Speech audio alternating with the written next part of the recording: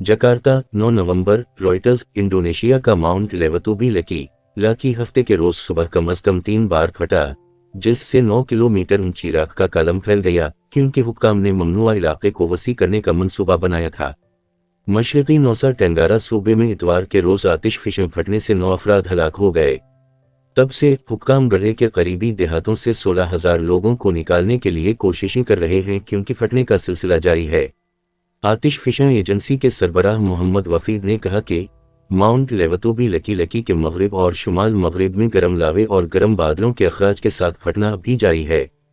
इन्होंने कहा कि एजेंसी जुनूब मगरिब से शुमाल मगरिब तक 8 किलोमीटर जोन से 9 किलोमीटर तक फैलने का इरादा रखती है, जहां लोगों को दाखिल होने की इजाज़त नहीं है।